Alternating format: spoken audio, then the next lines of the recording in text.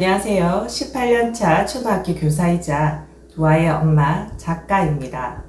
과연 우리와 다른 세상에 살아갈 아이들에게 우리가 선물해 주어야 하는 것은 무엇일까요? 여러 학원을 돌면서 책상에 앉아서 문제 푸는 방법을 알려주는 것이 아이에게 큰 선물일까요? 이제 한번 생각해 보셔야 합니다. 10년 후 세상은 지금과 너무나 달라질 것입니다. 지금 중2 학생들은 고교 학점제가 시작되었고, 고교 학점제가 도입된 이유를 잘 살펴보시면 아실 수 있을 것입니다. 지금 태어난 아이들의 출생률이 현저히 떨어지고 있습니다. 지금 유치원인 아이들은 지금의 출생률의 절반에 못 미친다고 합니다. 지금 유치원 아이들이 대학교를 갈 때는 대학교가 아마 남아돌 것입니다. 서울에 있는 대학을 모두 다 갈 수 있을 정도가 된다고 합니다. 그럼 과연 지금처럼 서로 경쟁하고 지금처럼 점수 따기 위한 문제집을 푸는 시간을 보내는 아이들은 과연 무엇을 배울 수 있을까요? 미래사에서 우리가 중요하게 여기는 핵심 역량을 잘 생각해 보셔야 합니다.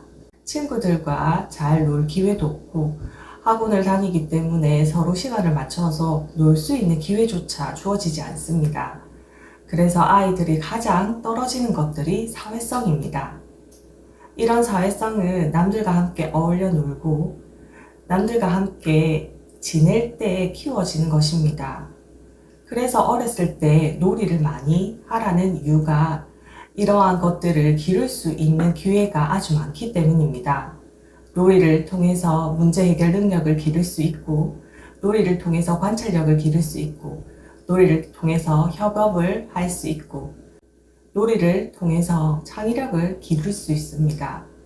그러나 지금 아이들에게는 그런 기회가 거의 주어지지 않고 있습니다.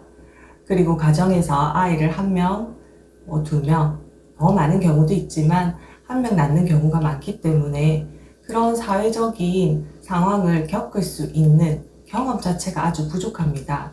그래서 초등학교 와서도 아이들과 어울리기 힘들어하는 아이들, 학교에서 적응하기 힘들어하는 아이들이 많아지는 이유도 이것입니다.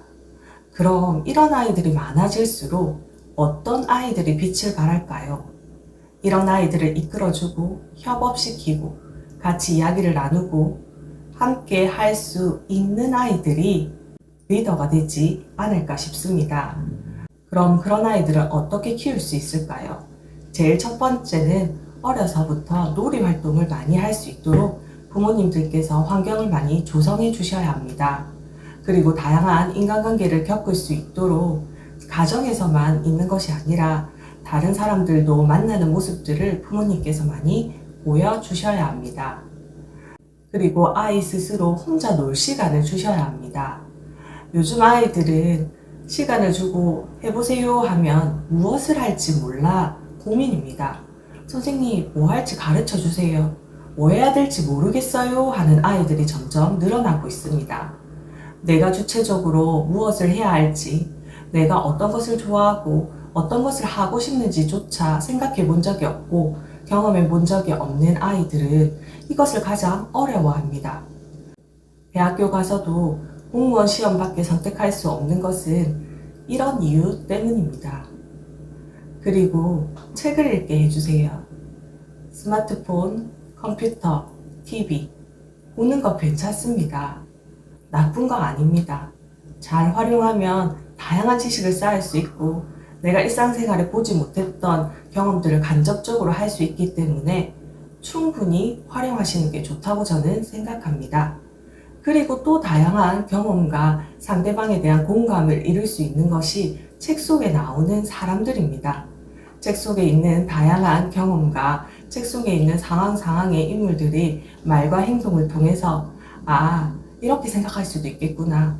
이런 상황에는 이럴 수도 있네. 하면서 타인을 공감할 수 있는 능력이 늘어나는 겁니다. 책을 많이 읽는다고 공부를 잘하는 것은 아닙니다. 책을 많이 읽는다고 지식은 쌓일지 모르지만 지혜가 늘어나는 것은 아닙니다. 하지만 책을 통해서 꼭 우리가 배울 수 있는 것 중에 하나가 타인에 대한 생각과 행동을 이해할 수 있는 폭은 넓어진다는 것입니다. 그런 아이들은 학교에 와서 친구들을 이해하고 공감해주고 친구들이 잘 지낼 수 있도록 도와주는 경향을 보입니다. 그 다음 아이들이 멍 때릴 수 있는 시간을 가지게 했으면 좋겠습니다. 지금 아이들이 가장 어려워하는 것이 생각하는 것입니다. 어떻게 해서 그렇게 될까? 왜 그럴까? 라고 질문했을 때 교실이 조용합니다. 그리고 그것을 생각하는 것을 가장 어려워합니다. 어제 미술 시간에 아이들과 내가 상상하는 시설물 만들기를 했습니다. 내가 상상하는 시설물이 어떤 좋은 점이 있고 특성이 있는지 생각해보고 자신만의 시설물을 만들어 보기로 했습니다. 저희 반에서 그 생각을 가장 잘할 수 있는 친구는 앉아서 생각을 많이 해보는 친구였습니다. 그 친구는 쉽게 선생님, 저는 이런 거 만들고 싶어요. 저는 이런 거 해보고 싶어요. 라고 생각을 하지만 몇몇 친구들은 선생님 뭐 해야 될지 모르겠어요. 너무 어려워요. 생각하는 거 너무 힘들어요. 선생님이 가르쳐 주세요. 라고 이야기하는 친구들이 있습니다. 그런 생각하는 힘은 남에 의해서 길러지는 것이 아닙니다. 자기 스스로 생각해보고 그 생각에 대해서 꼬리를 무는 연습이 필요한 과정입니다. 그러려면 아이들은 여유와 시간이 필요합니다.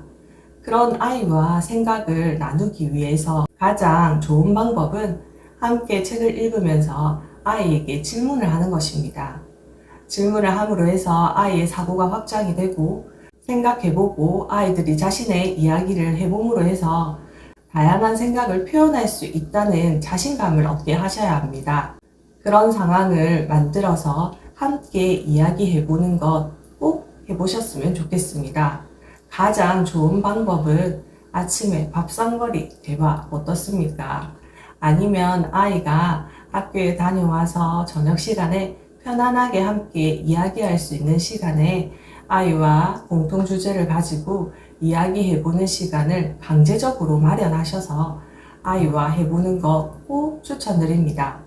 지적인 활동, 미래를 내다보는 창의력도 중요합니다.